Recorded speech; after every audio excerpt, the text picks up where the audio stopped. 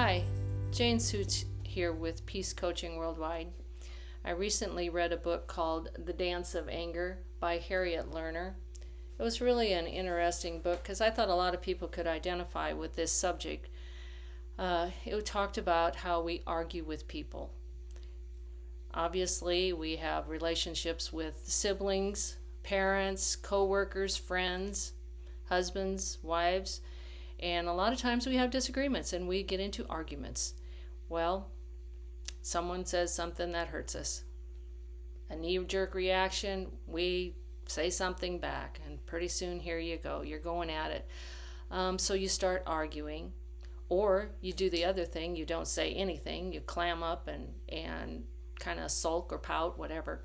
So what happens when we argue with somebody? What are we actually trying to accomplish?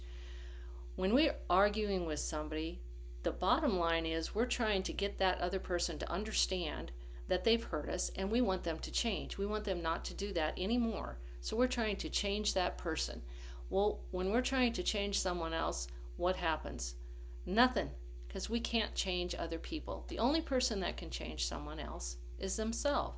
So we're really kind of fighting a losing battle when we're arguing. We're actually guaranteeing or solidifying the fact that nothing is going to change when we're arguing because we can't change that other person.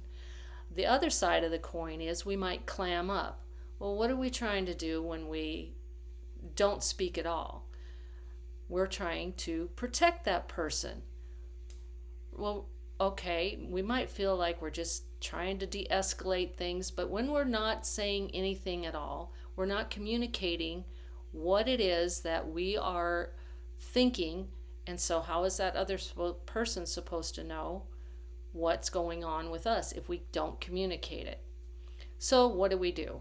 We've got the situation going on, we've been hurt, we're either arguing or we're not arguing, we're being quiet. So what is the thing that we can do in these situations?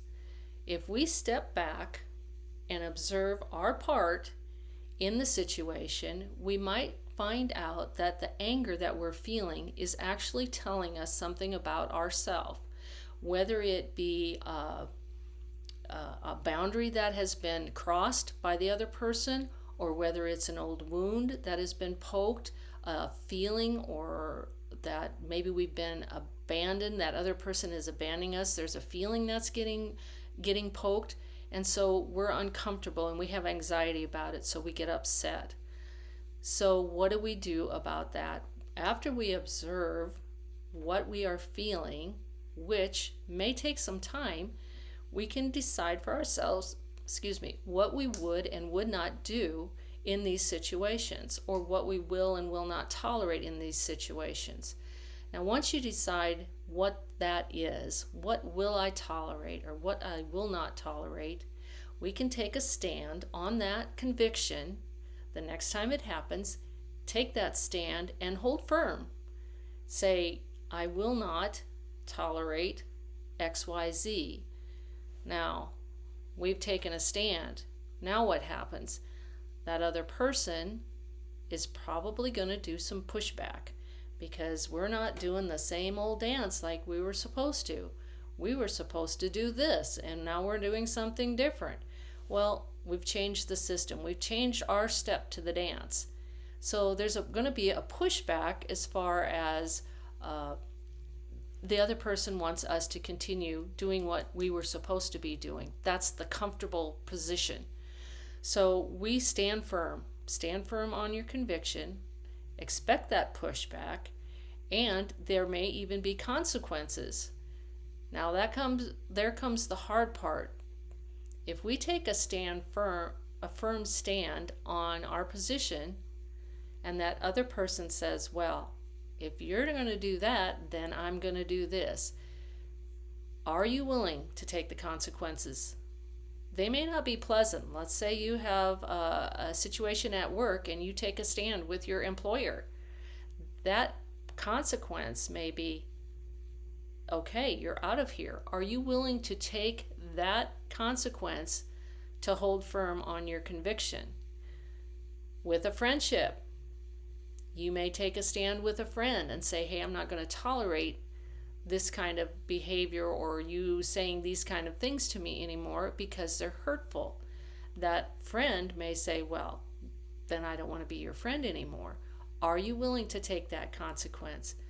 You can always compromise, but at some point, when you take a stand and hold firm to those convictions, you will start to feel better in the long run.